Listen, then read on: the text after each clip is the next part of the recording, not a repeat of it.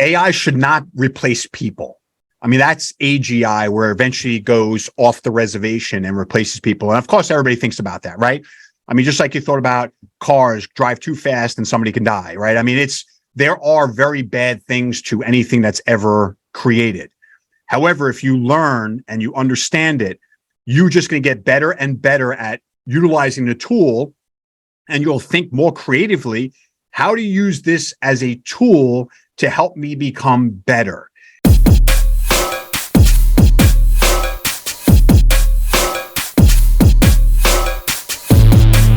Hello, Profit First entrepreneurs. I am so excited. We have a very special guest. We have Kurt Stein joining us. Kurt is the president, founder, COO of DCT Strategy Inc., which is a consulting firm that really is the forefront of digital evolution and transformation. They specialize in data analytics and AI, cloud digital maturity, as well as cybersecurity. And today we're going to talk about AI. That's been a big conversation in the world of small business. And we're going to talk about how AI is impacting you. How do you implement that and ease that new technology into your company? And also, we're going to have a future outlook of it. So please join me in welcoming Kurt Stein to the platform. Hey, Kurt, how are you doing today? Hello, Susanne. Thanks for having me. Thanks for sharing your knowledge with us today. So first of all, tell us a little bit about yourself and what got you into really being part of the trend setting in America and small business. So, like everybody has dreams, right? From a young kid, I always wanted to own my own business. That's for sure. I never thought that I would be in technology. So let's just say that. And I think that's probably an important message to anybody listening. You don't have to be born saying that's what I'm going to do, and that's it. Your future is defined by wherever you are, however you grow up. It's not. I mean, I guess that's a wonderful thing about America too. Do you have the ambition? Do you have a drive? Do you have an idea? Can you execute on it? Do you need assistance? You need coaches, like things like that. You can come up with pretty much anything you want to do. So I mentioned that because, growing up, I wasn't tinkering with computers. I wasn't only thinking about AI or, AI was around back then, but that's certainly what I wasn't thinking about. I wasn't watching Star Trek and saying, I can't wait to go to all these different planets. You hear a lot of stories from people like that where they love tinkering around with computers. And that was definitely going to be their trajectory. And that was not mine. My thing was, watching martial arts on Saturdays. Maybe I'll become a martial arts guy. I loved Bruce Lee. I loved all those movies, right? So if you went by that, then I would be, just following a path of martial arts for the rest of my life. But that's not the case. So over my, as I went to college and worked at many different places. I worked at UPS for many, many years. And then I had an opportunity to get an interview at AT&T. I took that interview at AT&T and I got the job there. And that's when I was first introduced to technology. All I knew about AT&T at the time was that I'm dating myself. I got a job at AT&T in 1998. So prior to that, you'd pick up a phone, you make a phone call from Long Island to upstate New York, and it was costing you $2 a minute. I mean, that's unheard of right now. It's free calls, right? Everything's done over voice over IP, so nothing costs you anything. So that's when I first got introduced to technology, was my first job in technology at AT&T. And I spent the next 15 and a half years working in a very large business segment. And that's where I got all the background around technology, emerging technology. And that's really what set my foundation for, where I am today. I love it. So, we've seen a lot of changes, right? Recently in technology, we saw ChatGPT. We're seeing now people being able to recreate images of people saying things on the news that they didn't really say, right? Cloning. And, I'm curious, how do you see technology, specifically like AI? How does it impact the future of business? Sure. So there's a lot of different perspectives. And just the way I'm going to come from a very positive perspective. And the positive is, let me baseline it like this, especially from a small business perspective. Take the internet. Prior to the internet becoming what it was, if you were a company and you wanted to start marketing, you wanted to get your business visible in the marketplace, then you needed to have a budget with a big marketing company in order to get the name out, right? Get into periodicals, get books. I mean, whatever it was back down. You had to spend tons and tons of money. And what did the internet do for small business? Internet leveled the playing field, right? That allowed small businesses to get their name out there. I mean, with all these great social media apps like Facebook, it works for many companies, Instagram, TikTok, LinkedIn. I'm on LinkedIn all the time. That is a great equalizer when it comes to business. And why do I say that? Because AI is that next equalizer, especially for small business. It is an extremely important technology from that perspective. Now, the flip side is what people talk about, which is, it's called AGI, which is, artificial general intelligence. That's the Terminator. That's Matrix, right? That's that other stuff that people get very concerned about. And is that going to happen? I hope not. Can it happen? Sure. Elon Musk talks about it. Guys at Google talk about it. It could have gotten to that point now. I mean, one doesn't know, but that's, years down the line, and the governments are talking about how to keep that under control. And the importance of that from a small business perspective is you still have to keep your ears and your eyes on what happens from a government perspective. So from a government perspective, they certainly don't want that to happen, because then what do you need politicians for? Right? You could just use, general intelligence from artificial general intelligence. So certainly they're going to try to monitor that and keep that under control as well. But from a small business perspective, AI is a great equalizer. And we can get into a lot of different reasons why, like generated via AI, what it means for a business, why businesses should learn it, why businesses should take advantage of it, and why that's going to be something great for small business for the next couple of years to come.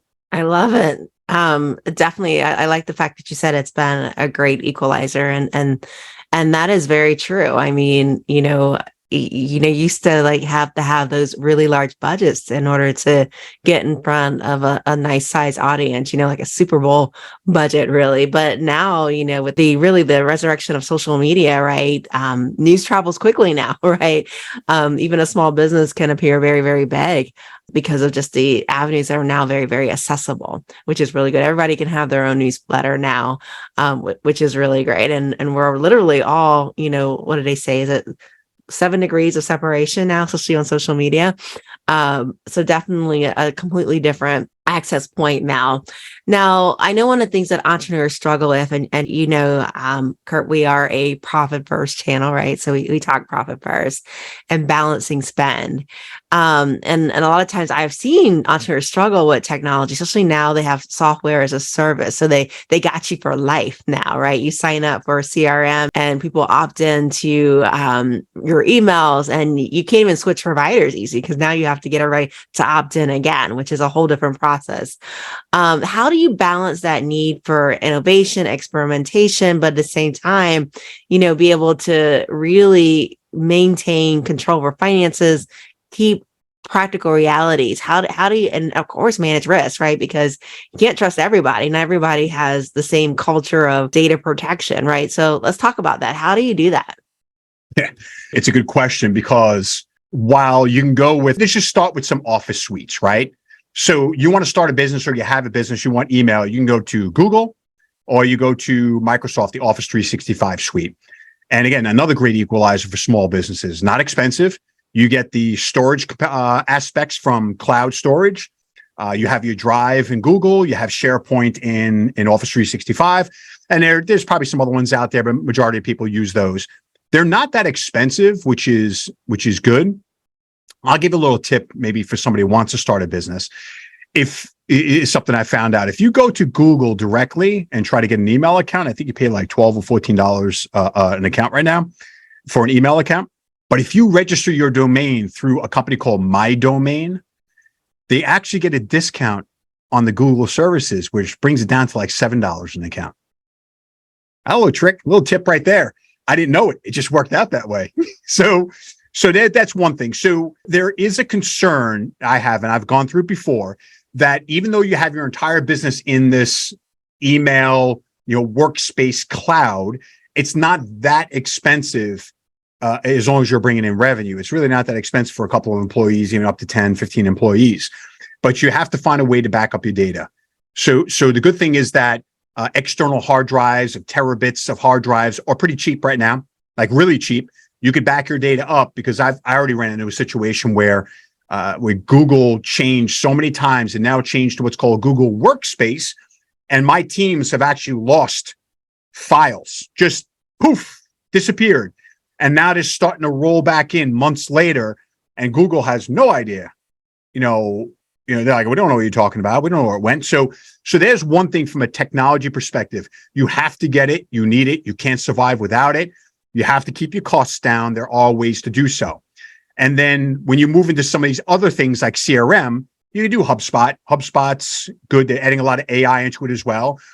You could do some of the free versions, or without getting too much into it, you have to be smart about what you want. Do you want the sales aspect? Do you want the marketing aspect of the CRM? Do you want both?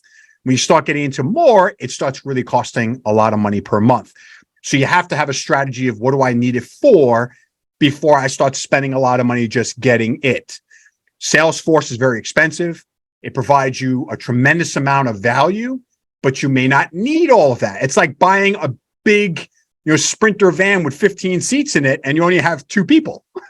Like, what do you need that much space for? It costs you a lot of money. You don't need that. So you have to have an understanding of what do I need? How do I keep my costs low? If you do a lot of research too, you'll find that there's a lot of these tools out there. So when you're running a business and you're starting a business, you need to have certain tools. You should have a CRM. You could probably do it free for a little while. They're going to limit you to a lot of things you can do, but at least you have that CRM aspect of keeping your customers, keeping emails, being able to send some emails out and keeping your costs down. But you're right. Once people start opting into certain things, you are kind of caught there. So you might want to do a little research before you go take that first leap, because what you start with when you're small, you're most likely going to stay with you when you're bigger, right? Eventually, 2 years down the line, you're going to have, 1,000 contacts in your CRM. Could you forklift it and move it to another one? Yes. Is it going to be a problem? Yes. So you're going to have to pay somebody else to help you? Yes. Are you going to change your email providers? Most likely not. You already have all your files already used to it, so you're probably not going to forklift that out as well. But you probably do your research ahead of time and really have an understanding of what works best for my business. Maybe reach out to other people and what they're using. What were the pros? What were the cons? But at the end of the day, whoever you choose, there's always going to be something you don't like. There's always going to be some things that you love. And you're basically, you're married to that for some period of time. You want to make sure that that's the format that you want to use or the technology you want to use. So hopefully I answered that question in a very roundabout way, but try to touch upon at least all the different tools you're going to need when you start a business. Yes. And it's good to know too, because like I mentioned earlier, it's hard to get out of those relationships with those software services a provider, they get you. So, you got to know who owns the data. Can you download that data? Can you get it into an Excel spreadsheet that you can import it into the next place that you're going? Because owning the data is extremely important, right? Yes. I mean, look, Google says they have access to all your information. I mean, it says it on the agreements and stuff. I don't know what they're doing with it, but I didn't look at Microsoft. I assume Microsoft had the same thing, but you're right. From a CRM perspective, that's a smart question. How can I download it? Is it a CSV file? Is it an Excel file? If you have the ability to do it, make sure you're backing it up in an external hard drive. And if you know you could do it, then at least you're going to pull your data down. But to do that forklift kind of move to another platform, somebody had to let you down on what they promised or what they were able to deliver, or maybe you just grow out of it. Maybe it's just not for your business. That's the only reason I would see to kind of move once you've already made the choices, right? Yeah, definitely. I mean, even if you're using a database that's cloud-based, right, that you're backing up that database, because you never know if that provider is going to go out of business and you get zero warning, right? So you want to make sure you've got a process that you're backing it up and you're checking to make sure those files actually work in your backup file. Yeah, probably stick with the larger ones in the beginning. The names, the ones that are out there putting a lot of investments in there. So at least you're probably good for a time being. If you go for cheapest, not really known, you're taking somewhat of a risk, right? Definitely. So Kurt, tell me, let's talk about the future of AI and where it's going. And, what do you need to think about in order to not experience some pretty serious consequences? Sure. I like to say, and I didn't make this one up myself. It actually came from Mark Randolph, one of the co-founders of Netflix. It was disrupt your business or prepare to be disrupted. So This is not something new. Again, I started AT&T in 98 when the internet just really started happening. I think it started in 96, 97. That's when people, from a business perspective, really started adopting the internet and everything that it can do. And back then, I would say to customers, look, you need to get an email address. You need to build a website. And most customers are like, nah, I don't need that. Who needs that? And what's this internet thing, right? Look where we are now, 25 years later, right? You can't live without the internet. You have to be on the internet. You can't have a business without having a representation of a website on the internet. And you look from a cell phone perspective. You remember when the cell phones were those big bricks inside your car and you paid $9 a minute to make a mobile phone call? I mean, you had to have a lot of money to do that, right? If you had that cell phone in the car, you were considered rich. And now, who can have a mobile phone? Now while people want that flip phone, they just want to make phone calls. It's like, well, wait, I can have this little mini computer in my hands. I can run my email. I can go on Facebook, Instagram. My parents aren't. My mom is 78 years old and she's on that phone all the time. She's like, I'm never doing that. Now she can't live without it. I make this point because AI is no different. So the real point is the following. People need to educate themselves on what AI is. If you keep listening to everybody that tells you it's the end of civilization, then that's all you're going to think it is. You're going to stay away from it. And then you're going to find yourself in a very difficult position. Your competitors are going to adopt and innovate and adapt, and you're going to be left behind.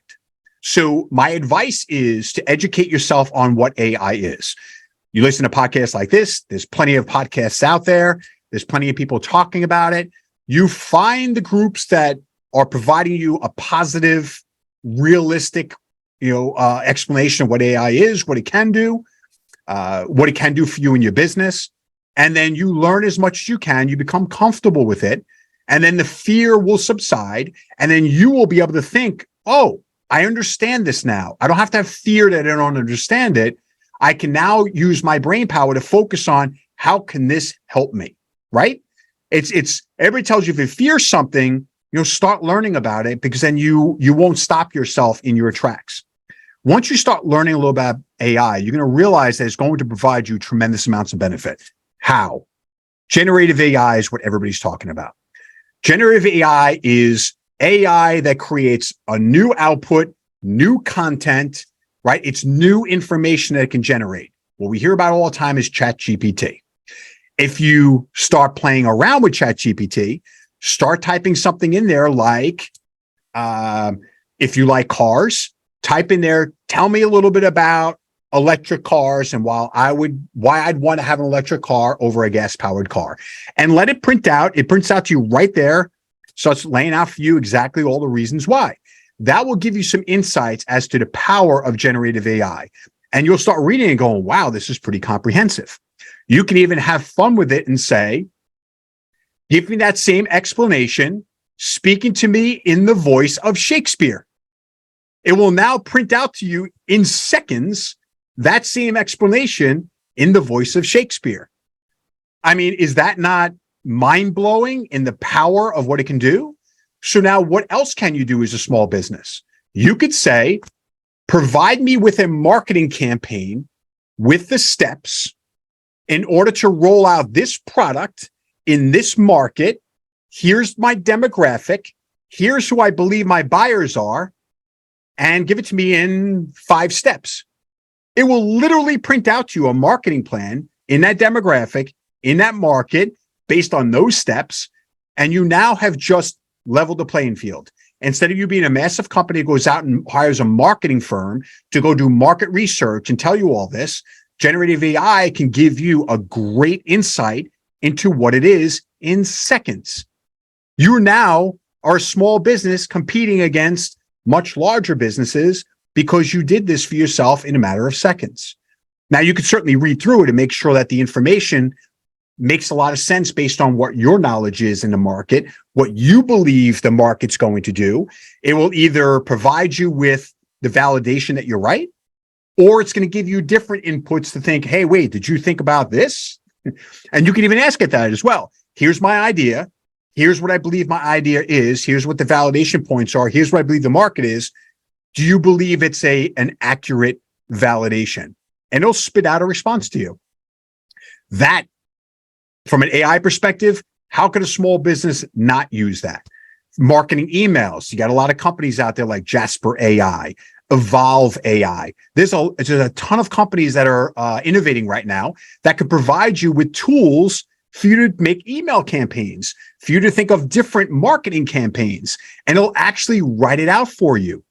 That is the great equalizer, right? You're a small business. You don't have $1,000, $5,000, $10,000 to give to somebody that says they can write a whole marketing campaign for you. You get onto one of these AI platforms, $20, $30 a month. You've now built your entire marketing campaign for your business. How wonderful is that? Definitely. I was thinking when I first saw ChatGPT, one of the thoughts that came to me was the fact that, if you're an average copywriter out there now, you just got replaced, right? And so it's really important to be, in your marketing, I like it, but you still have to be a forefront innovator, I think, in order to attract, because now good is just becoming average, and maybe even great is becoming average now because of these resources that are available. But really that creativity and really honing in who you are and your voice becomes extremely important. Look, AI should not replace people. I mean, that's AGI, where eventually it goes off the reservation and replaces people. And of course, everybody thinks about that, right? I mean, just like you thought about cars drive too fast and somebody can die, right? I mean, there are very bad things to anything that's ever created. However, if you learn and you understand it, you're just going to get better and better at utilizing the tool, and you'll think more creatively, how to use this as a tool to help me become better. And you can use it and still be creative, right? You're not going to write into ChatGPT, tell me how to do math. That's too broad of a question. It's going to give you a broad answer. But if you're able to be laser-like in your business and say, ChatGPT, I need this, very specific as to what it is you need in your business, that's a differentiator. That's going to provide you fantastic results. So the better you become, the better information you put into AI, the better the output is going to be. So without a doubt, it's not going anywhere. It's just going to get better and better. There's more and more tools coming out. Be very, aware of all the ones out there. What's going to charge you? What's free? What do you get for charging? What do you get for free? Right? Like everything else in life, you have to be very aware of what's happening out there. ChatGPT 4 is very powerful.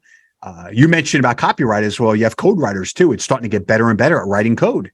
It's getting better and better at everything. Just don't go putting your personal information in there. Don't say, here's my social security number. Here's my bank account information. Here's all my investments. What do you think? I mean, that information you're putting out into the public sphere. Don't do that. But that's certainly, and I think you mentioned a few things about deepfakes, and, we could talk a little bit about that as well, if you like. Yeah. So tell us about these deepfakes. I've seen a couple of them, and right now they're not too great, but tell me about some of these deepfakes and what's the risk out there, and how do we avoid becoming a victim of a deepfake?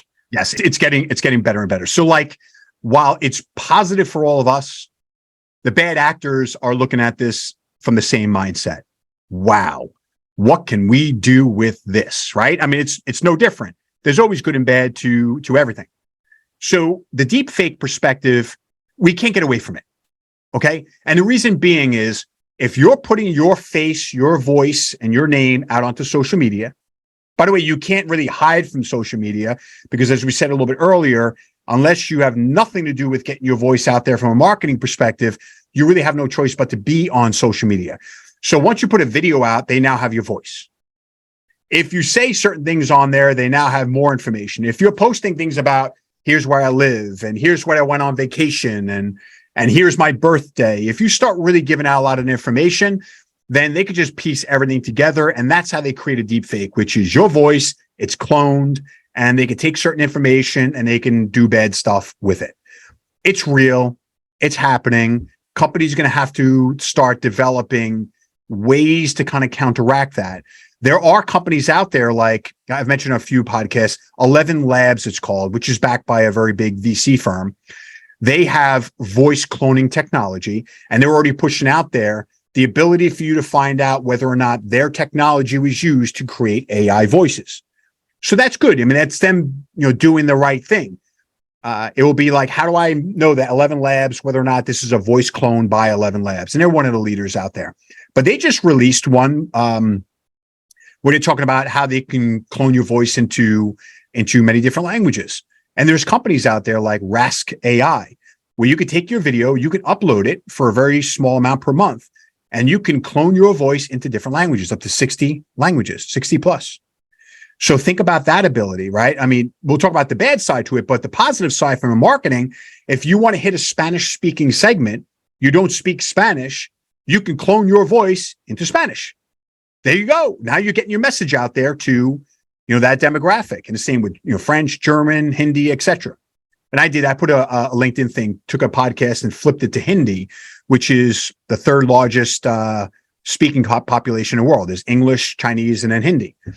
So there are negative aspects to this. It can be used. CEOs worrying about somebody calling their executive assistant and saying, go wire money to, this person. That can happen. I think companies are going to have passwords or different processes or checklists as to what we do before we take any actions like that. I mean, look, we're already dealing with emails today where it's coming through saying your name, but you have to check the email address and see if it's actually your email address. I've gotten phishing emails to me, my email address telling me that I need to give Bitcoin. Otherwise, they're going to, do something to my business. And of course, I just ignore it. You haven't done anything in my business, but imagine, all those capabilities. So cloning, deepfakes, then you have data poisoning, which is them just creating false information out on the web. It's scraped and bad information comes to you with generative AI. Look, there's a lot of bad things from that perspective. And these companies are getting better and better and better in order to counteract that. But keep in mind, as much as Microsoft and Apple patch their, give patches, there's always somebody out there that's trying to get ahead of them when it comes to doing bad stuff. So it is getting better. It is real. We are going to deal with this in the future, but there's also going to be other technology that's going to be able to identify this. But if you're in a small business, just understand that these things could happen. You have to be aware of it. And then depending upon what business you're in, maybe put in some basic steps where if I ever ask for money, there should be a phone call coming to me, or I have to say a secret password before it ever happens, or I have to give you a code before you ever go about and do something like this. And I think that's something that's pretty important for small businesses to think about today. Definitely. And something that, people probably didn't think about 20 years ago, that it's really important now. Exactly what you said, Kurt. It's having a strong IT policy. And this isn't just for those that control the money. It's from, from the bottom up, even your mail people, they need to have an IT policy. I know exactly what you're talking about those emails of, getting emails of, I know one of our staff, they got an email that Susanne said, go out and buy some gift cards. And she's like, oh, this is strange. Susanne needs $500 in gift cards. Yes. And, having an IT policy that says, you get a verbal on this. We'll never ask you for money on email. You're going to get a verbal, you're going to get somebody walking to your desk. But, definitely, the IT policy of what is normal, what is not normal, and training people, because you think what is common sense is really common isn't so common, right? Isn't that what we find? Yeah. I mean, everything's changing. So I'll give you an example, one that I just picked up on too. Supposedly there's a scam where somebody calls you and says, is this so-and-so? And they want you to reply yes. Because now they're going to take that voice of yes, and they're going to use that to opt you in, or use that yes from your voice to go do something else. Now, I mean, there's so many different ways that you're constantly trying to keep up on what else can be done, which some people say, that's it. I want nothing to do with technology anymore. But that's an unrealistic expectation. You can't do that. But I mean, we had so many phone scams. Remember the whole your call warranty, like that was insane.